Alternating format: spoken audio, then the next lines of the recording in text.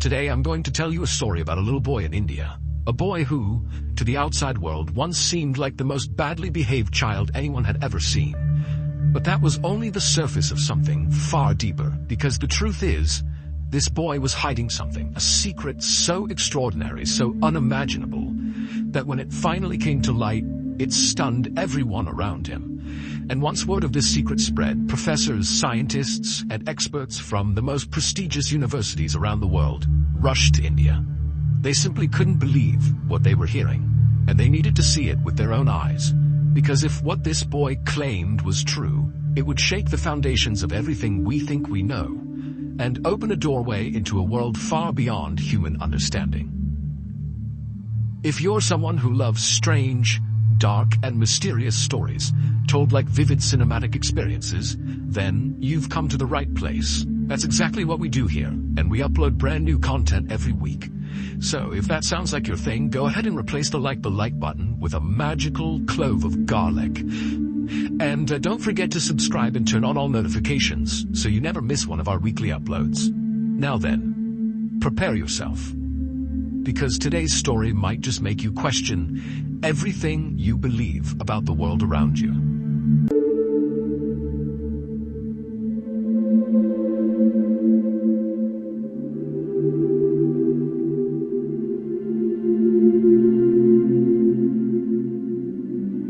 Late one afternoon in December of 1986, a woman named Shanthi Singh was sitting on her bed cradling her toddler son, whose name was Titu, as he threw a huge temper tantrum. Titu, who was 3 years old, had already been throwing this tantrum for about 30 minutes at this point, and it didn't seem like anything Shanthi did was getting him to calm down. In fact, honestly, it just seemed like Titu was getting worse and worse by the second. And Shanthi knew her son's constant wailing must be annoying her neighbors in the little rural village in northern India where they lived.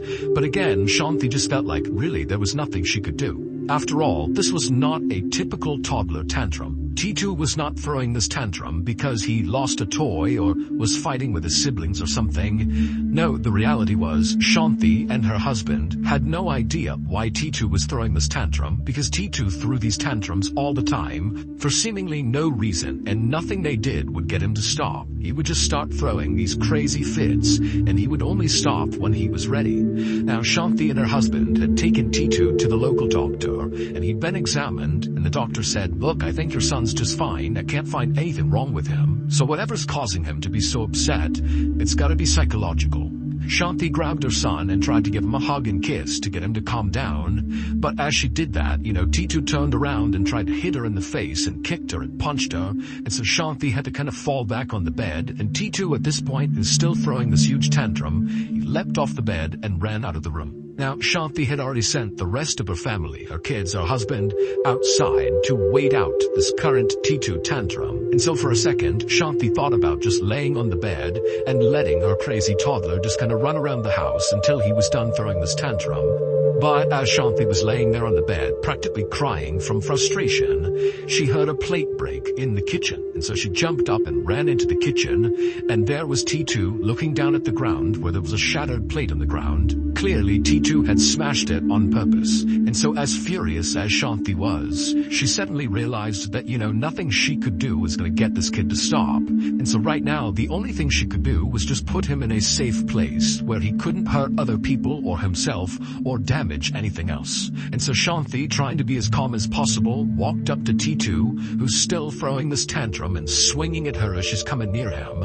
And she grabbed him. She turned him around so he couldn't kick her or punch her. She put him into his room and then shut the door. And then she sat down in the hallway with her back up against the door to keep it shut. And then as Titu inside the room began banging on the door and trying to open it, Shanthi's sitting there anchoring the door, and she's just praying that her son's gonna calm down soon. And then at some point, Shanthi heard her son start to say something that typically signaled the end of a tantrum. Titu in the bedroom began saying the word Shursh Verma, which actually was a nonsense word that Shanthi and her husband and the other kids had no idea what it meant.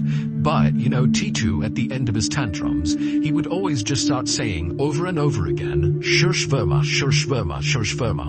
And so Shanthi Shanthi, she's in the hall and she's hearing T2 start to do that. And so on the one hand, she's thinking, okay, this tantrum's about to end. But on the other, she's like, I have no idea what that word means. It's obviously connected in some way to what's going on with my son, but I have no idea what it means. It sounds like nonsense. And so Shanthi began yelling through the door at T2 to explain what Shurshverma meant, but T2 had no explanation. He just kept saying the word over and over again. Shurshverma, Shurshverma, Shurshverma. Shanthi and her husband had 5 other kids.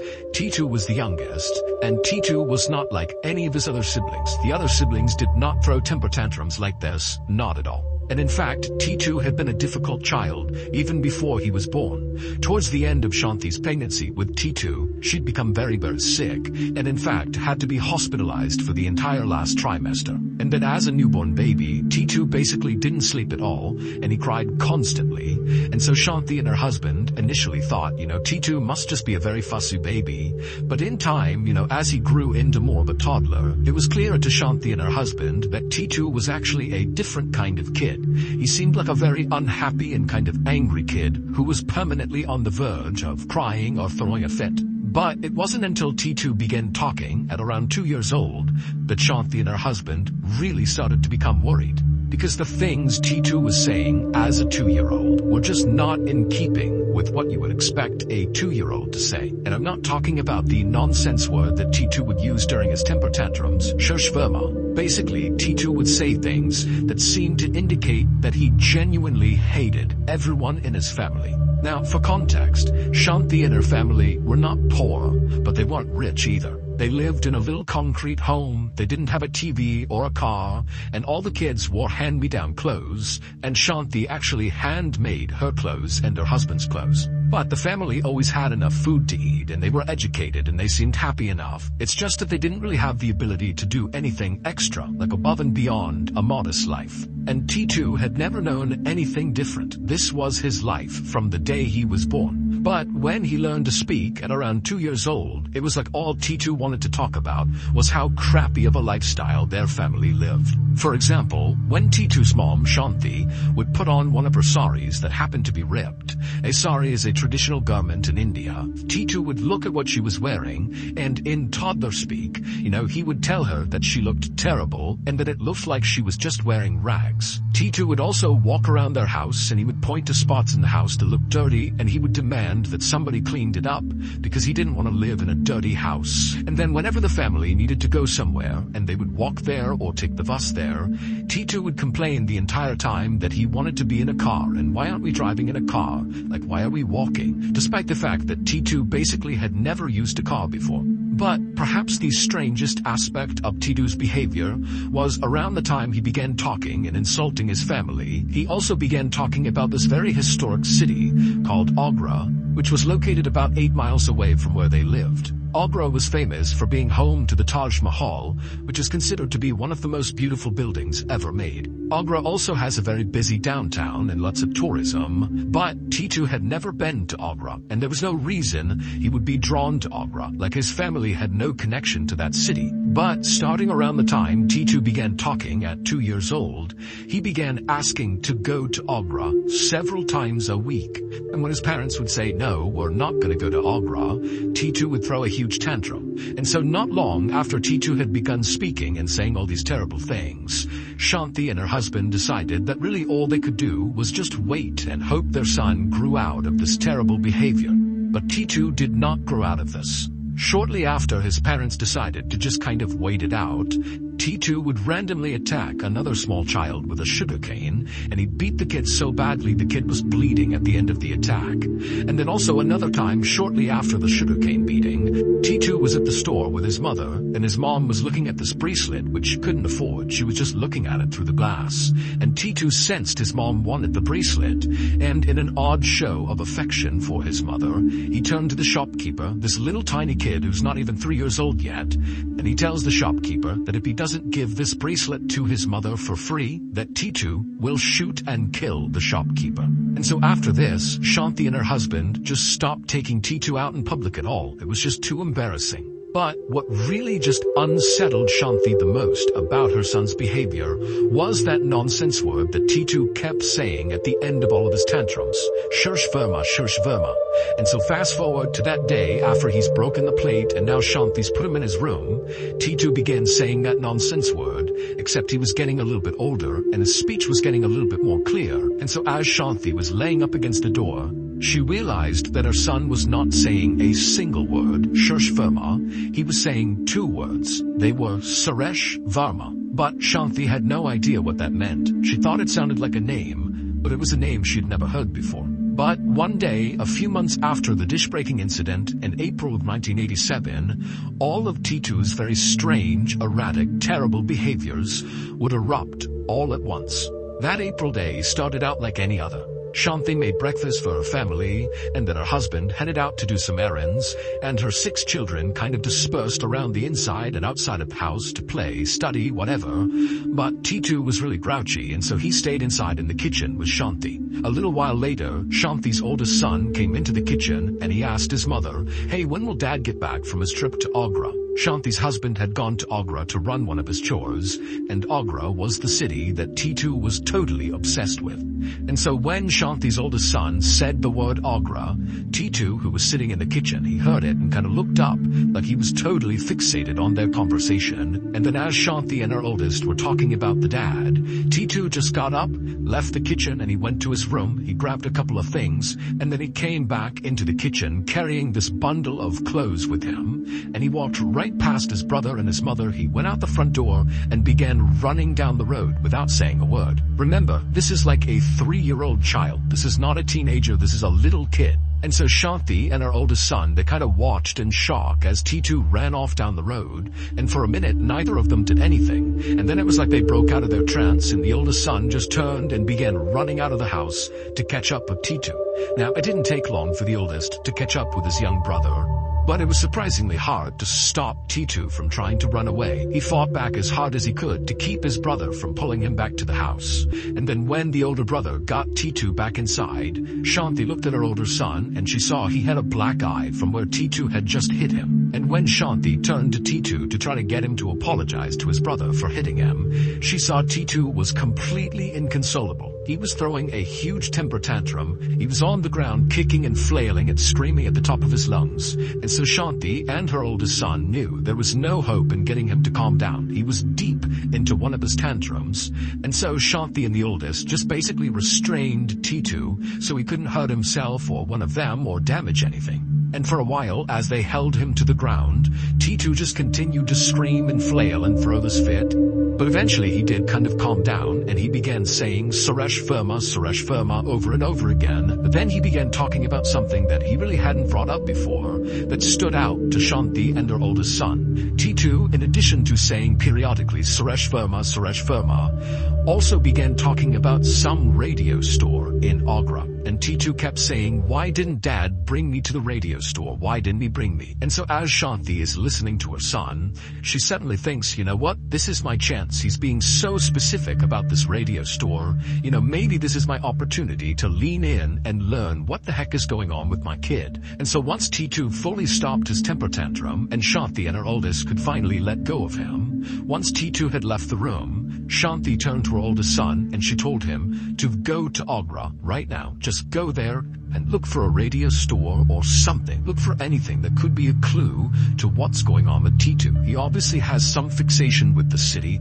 Just go, look around, see if you can find something. So the oldest son left the house and he went to one of his friends' houses who had a car, and together they drove into Agra. Now, Shanti had no idea if her oldest son's trip to Agra would produce anything useful, but she figured, she's got nothing to lose. A few hours later, when Shanti's oldest son returned from Agra, he came into their home with a very serious look on his face, and right away Shanti could tell, clearly he's discovered something. And so Shanti asked her oldest son, tell me, what did you learn? What happened in Agra? And the oldest son, he looked down for a second, and then he looked back at his mom and he just said, "Tomorrow, we're gonna have visitors."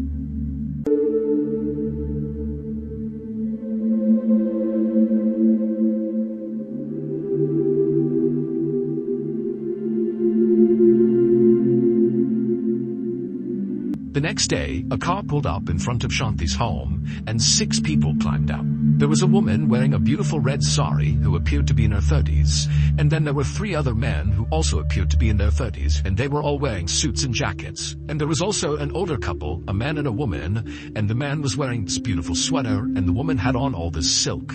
It was clear, just from the way they looked, that these 6 people were not from this area. They were from somewhere else, and they had a ton of money. Now, Shanti was inside the house and she was watching this group arrive, but she did not go outside to greet them. She, her husband, and all of her kids, minus T2, had decided the night before, when they knew these visitors were going to arrive, that they wouldn't go out and talk to them. Instead, they would just allow T2 to basically make first contact with these people and see what happens. So, when Shanti saw this group of 6 very well-off people were standing right outside of their gate, kind of waiting to be let in, she called for T2 and said, "Hey, go outside and open the gate for our guests." And so T2, who was not throwing a fit at this point, he came running through the house and he went to the door. He's not looked outside yet. He opens up the door and he runs outside and he sees these 6 people on the other side of the gate. And suddenly Shanti heard T2 make a sound that he never made. It was like the sound of pure joy. He was so elated to see these 6 people. Shanti couldn't believe it. For a second, Shanti closed her eyes and almost started crying, because she knew, even before T2 had made that joyous sound, when he saw these people, they were about to solve the mystery of what was going on with her son. Just then, Shanti heard T2 from outside yelling for Shanti and the rest of his family to come outside and meet his other family. Shanti went to the door and gestured for the guests to come inside, and then she led them through the house to the back deck, and then after they were all seated, Shanti looked over at her son, T2, and she saw he had this huge grin on his face. He was so happy, and he was staring intently at the woman who got out of the car, who was in her 30s and wearing the beautiful red sari, and she was sitting right across the table from T2, and T2 is just locked on her. Now, at this point, nobody is speaking. Everybody is just sitting there. No introductions have been made, so nobody even knows each other's names. And in this kind of tense and awkward silence, T2, who again is just staring at this woman in red, he eventually breaks the silence, the 3-year-old child, and he asks the woman in red to come sit next to him. So the woman in the red sari, she does what he asks and moves over and sits next to the toddler. And then T2 looked up at her and he smiled and he said, "Do you know who I am?" And the woman, she's looking down at him and she said, "No, I don't." And T2 would look back up at her and he would say, "I know who you are. You are Uma." And at this, the woman in red, whose name really was Uma, she gasped. She had no idea how this kid knew who she was. But before she could even say anything, T2 continued, and he said to her, "Hey, do you remember when we went to the fair with Ranu and Sanu, and I bought you those sweets?" And at this, the woman in the red sari, Uma, she had this new look come over her face. Instead of looking like she was just kind of shocked and appalled that this random kid knew who she was, now it was like a look of shocked recognition as she's looking down at T2, like she suddenly understood what was actually going on. And at the same time, T2's mother, Shanti, was watching this happen, and she was kind of piecing together what was really going on here, and suddenly she realized she needed to check something. She got up and she ran out of the room, and she came back with scissors. And without saying anything, Shanti went straight to T2. She pushed his head to the side, exposing his right ear, and she used those scissors and began cutting all the hair off his head that was kind of drooped over his right ear, kind of exposing the right side of his skull. And as the hair on T2's head fell to the ground, exposing more and more of the right side of his head, all the adults watching just gasped, and the whole time, T2 was just smiling. To understand what just happened out on that back porch between these random people and Shanti and her family, you need some context. So here's what happened when Shanti's oldest son was sent to Agra to go investigate and look for clues that could explain what was going on with T2. The brother and his friend had driven all around Agra, looking for radio stores and looking for things that might in some way kind of connect to T2, and they didn't see anything. But at some point, they drove past one of the many radio stores in Agra, and the name of this radio store immediately stood out to the brother and this friend. So the older brother and the friend, they parked their car and they went into this particular radio shop, and inside of there is where they met Uma, the woman who had the red sari on, who was in her 30s, that T2 said we went to the fair together with, that woman. So she's inside this radio shop, and when the older brother asked Uma how this radio shop got its name, name, that was when things began to fall into place for this older brother about what was going on with Titu. Uma would tell the older brother that this radio shop actually belonged to her husband, except 3.5 years ago he was murdered, he was shot and killed, and so she had been running the shop ever since. And Uma said she had considered changing the name of the shop, since taking it over, but she just couldn't bring herself to change it, because the shop's name was actually based on her husband's name. The name of the shop was Suresh Radio Shop. Her husband's name was Suresh Verma. The two words that Titu would say all the time at the end of his tantrums, Suresh Verma, that was Uma's husband. And it would turn out the details of Suresh's death matched up in a very bizarre way with Titu's birth, and all of Titu's totally erratic, strange, terrible behavior throughout really his entire life to this point now suddenly made sense if you knew about Suresh's life. Many people, including professors from major universities in India and America, have come to believe that what happened with Titu was when Suresh was murdered, his spirit somehow came out of his body and entered Titu's body. Basically, Suresh was reincarnated in Titu. This reincarnation theory would explain why Titu was always saying Suresh Verma, because in theory that was his real name. That's the guy who died, who then his spirit transitioned to Titu, so he's saying his name over and over again. And then also, Titu's obsession with Agra would make sense, because that's where Suresh's radio shop was and where he lived. Also, the reincarnation theory would explain why Titu was so critical of Shanti and the rest of his family's lifestyle, basically accusing them of being poor and kind of living below his station. Well, Suresh's family was very, very wealthy, and so that was the lifestyle Suresh had lived. And so if his spirit was now in Titu's body, he might be at odds with their lifestyle. And lastly, the reincarnation theory would explain the two very unique and very pronounced birthmarks that Titu had right next to his right ear. He had one right above his right ear and right below it. Now, these were birthmarks that Shanti was well aware of, but after she learned about how Suresh Verma was killed, he was shot in the side of his head, and the bullet went in above his right ear and then came out on the bottom part of his right ear, right here.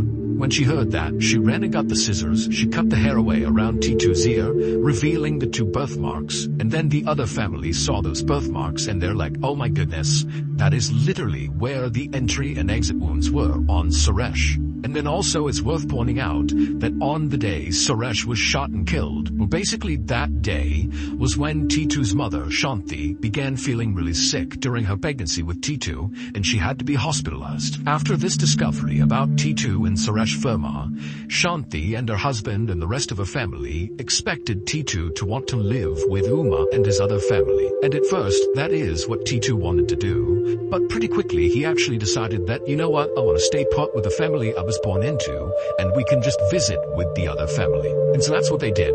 Uma and the other wealthy family, they made visits all the time to see Titu and vice versa. The families got along great. And as for Titu, he was really happy. His bad behavior basically went away, and he became a normal, high-functioning kid, and Titu has grown up and become a very happy and successful adult. He's got a family of his own, and he's currently a professor at a college in India.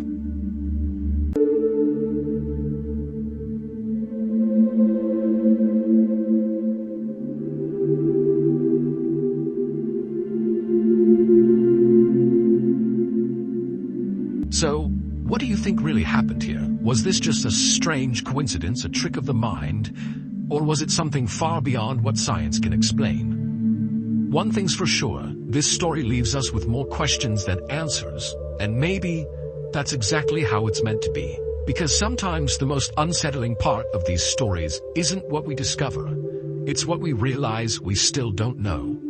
If you enjoyed this journey into the strange, dark, and mysterious, don't forget to like this video. Or better yet, feed the algorithm with a garlic clove offering. And if you haven't already, make sure to subscribe and turn on all notifications, because we've got plenty more stories coming that might just change the way you see the world. Thanks for watching.